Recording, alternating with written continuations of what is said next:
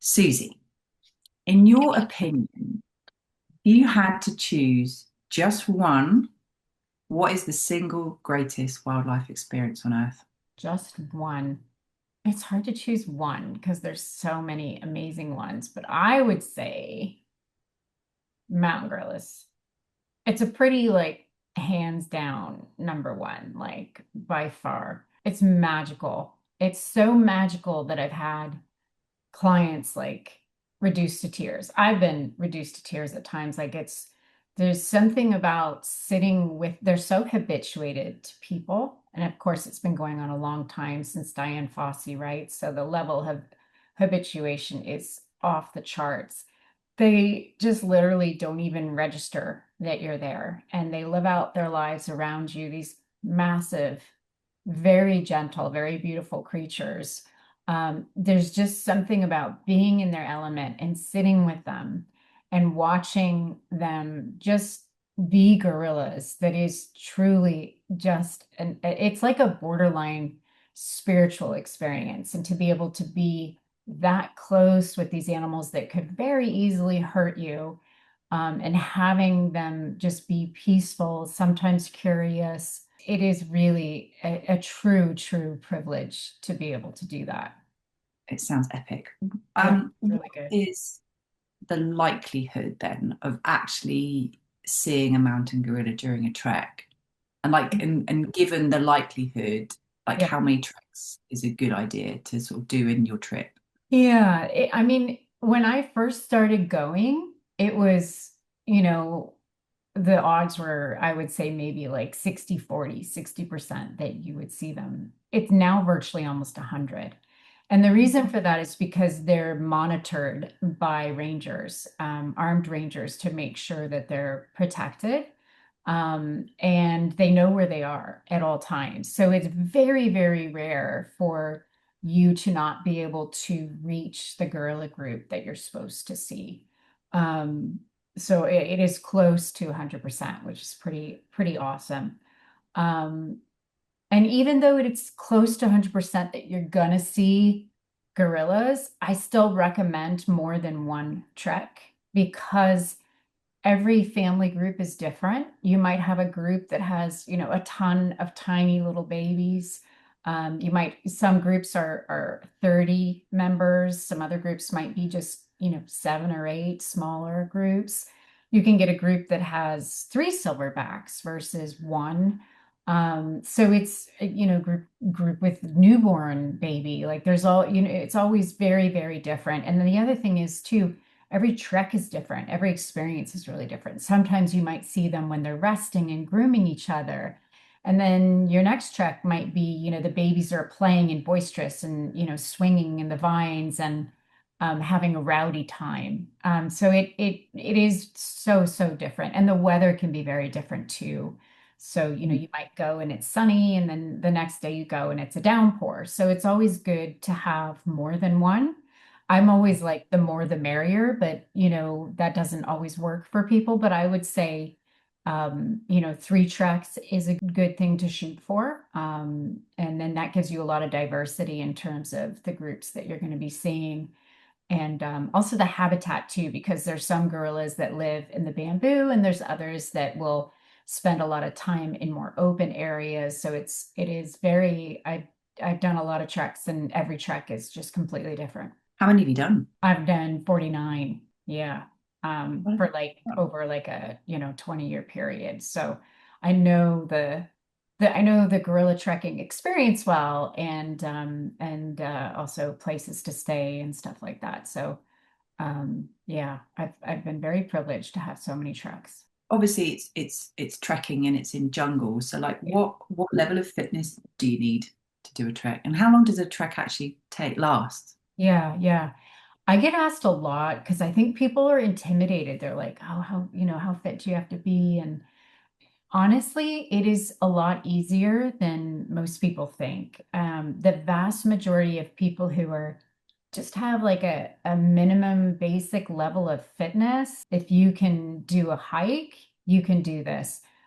First of all, there are porters there to help you with your gear. And that might sound weird, but I always tell people take the porter, even if you don't need the porter, take the porter because that's a job that that person is going to have for the day that they're only going to have if you actually accept the porter.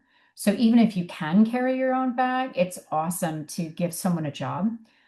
This whole ecotourism operation with gorilla trekking employs a lot of people, and the porters are a big part of that. And so you've got someone to help you carrying your gear. You also, they usually will give you a walking stick, which helps. And then they will help you. They will literally at times just kind of like take your hand. And I've had, in mud on slippery slopes, I've had like the guys kind of like just pull me up. And so they're incredibly helpful to people as well. I can't tell you how many clients I've had just very pleasantly surprised about the how difficult it was or how difficult it wasn't. Every once in a while, you can get a trek that is very, very challenging, but for the most part, it is actually much easier than you would think. And in Mm. terms of like how long it takes, it usually, I would say, in the average, out of the treks I've done, the average would be like an hour and a half, maybe. The Oh, shortest one being like 20 minutes and the longest one being like 3 hours, but 3 hours is very rare. that's interesting. And do you only do one in a day? Yes. Yeah.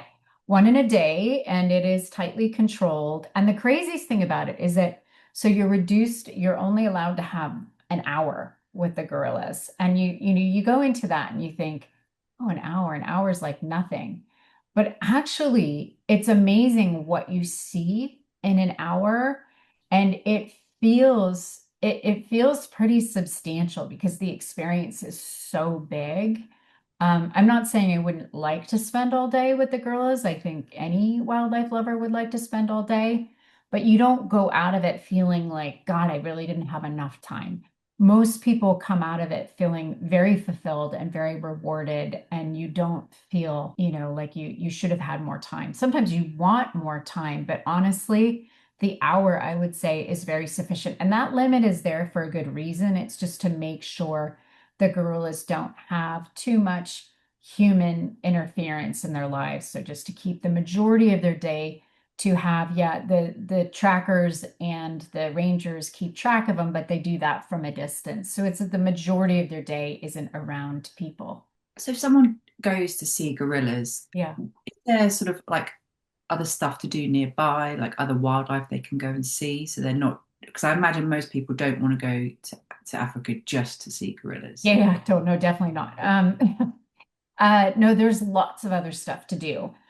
So I always like when I set up custom tours to do gorillas, I always pair it with something where they're going to see other wildlife. And that can be other jungle animals like chimpanzees, and there's, like 8 different primates in Rwanda that you can see in different places.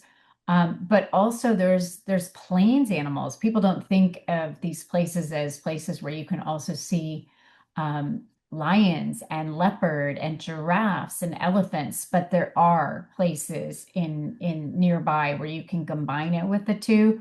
So I always say combine it with a regular safari somewhere, have it on the same itinerary, whether that's in a place in the same country, like in Rwanda, or it could also be some of the jumping off points in order to get to the gorilla places. You have to go through places like Nairobi, which are also fantastic for jumping off points for doing safaris. So it's always, generally combined with other wildlife. And what kind of places do you stay? And people think like, oh, I'm gonna go do grills and I'm gonna be in the jungle and I'm gonna rough it. Like you can if you want to, but they have some of the nicest, most luxurious lodges in Africa are in places like Rwanda at this point and Uganda as well. They are extraordinarily beautiful places, and you've got everything from mid-range to upper range that are absolutely spectacular, where, the upper level luxury is like not only you not roughing it, but you are just eating gourmet food. There's spa experience. You're staying in absolutely beautiful villas overlooking the mountains. It's an amazing experience. Fantastic. Yeah. I'm sold. You want to go? Can you show me Ringy behind you now? Oh, Ringo. Oh, Ringo's like a little silverback. Hey, Ringo. Yeah, He's quite silver. Actually, he does have a silverback. Wait, sweet yeah. thing. He's so cute. Well, thanks, Susie. It was good to chat. Yeah, nice to chat to you too. Bye, Okay. Minnie.